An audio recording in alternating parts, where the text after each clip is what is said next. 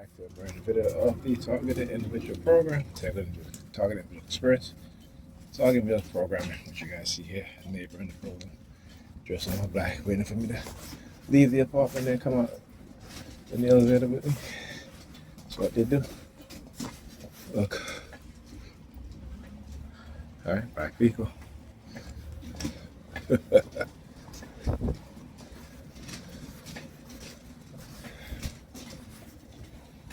Alright. Excuse me. Walk in front of you. Alright. As I walk in front of her, she staring at my sneakers. I'm wearing my gray, black and white sneakers. Going home. Alright, so this is, like I said, this is what they'll do. It's a constant go from one form of color psychological warfare, color theme, to another. Like I said, I was in, it's always interesting how they, when I leave this time of the night, I never see these people, except for when they're engaging in, the color warfare. And, she's dressed in all black. Come out the apartment, start walking. As soon as she got to the parallel to the black vehicle, he pulls out of the parking lot and driving. Again, showing you guys the connection, the patterns. Right, that's what they do. Right, it's coordinated color attacks. And just like I was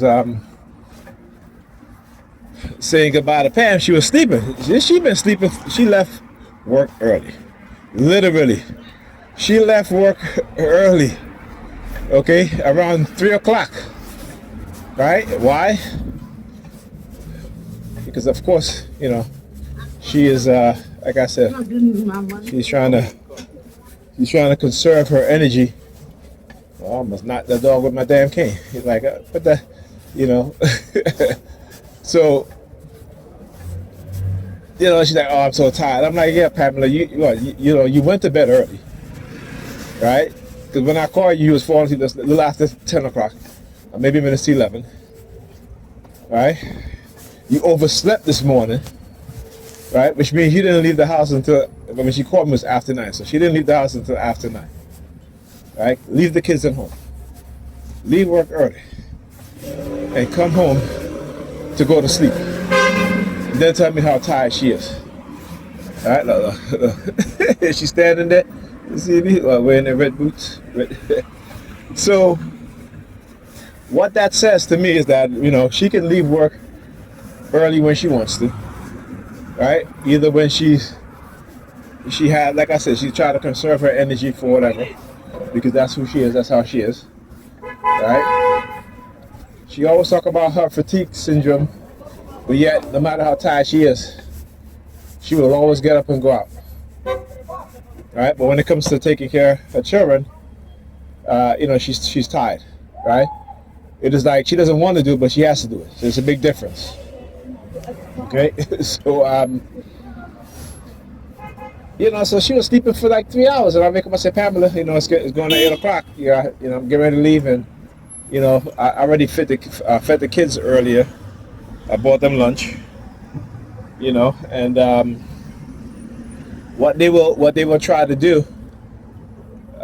Like today I was watching a video, and they were talking about the false narrative about black men and deadbeat dads and all this bullshit. And then they'll be using the car horn, as to try to insinuate that's who I am. And I'm like, yeah, okay, y'all can try though, but it's not gonna work. That's why I document everything. So they can, as much as they try to do that, they can never say that. But I understand that's where our women get the idea from, that our men are deadbeat dads, right? Which that black men are deadbeat dads, I should say. Which we're not. Black men are the most involved in their children's life by far, more so than any other group. But if they can believe the narrative, right?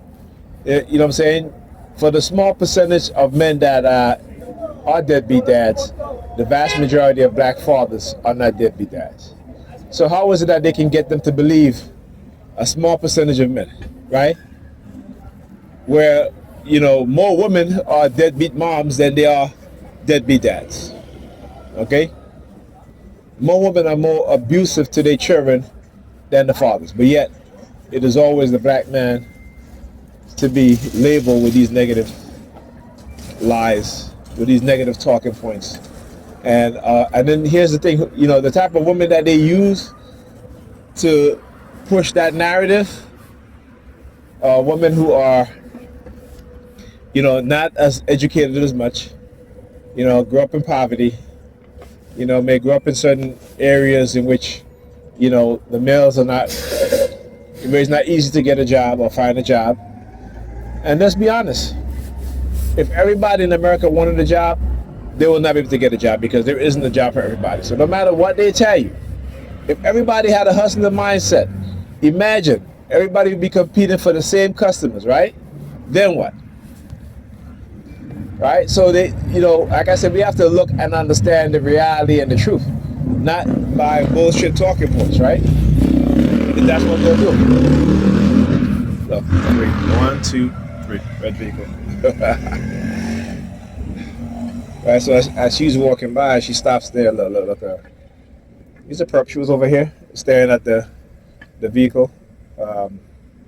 It's a black vehicle. So the color, yep. All right. Look, so now she's leaving. I guess. Well, these two are these? Are they working together? I'm not even sure. I'm not even sure. But anyhow, right? This is what they do. They create the lie, the false narrative. And black women fall for it because, they love being saying negative things about their men. They get off on it. Right? And by the way, if you think these cops are for you, guess what? They just acquitted a police officer from killing a black woman. This police officer killed a black woman and he was acquitted. So there you go. How you doing? Yes.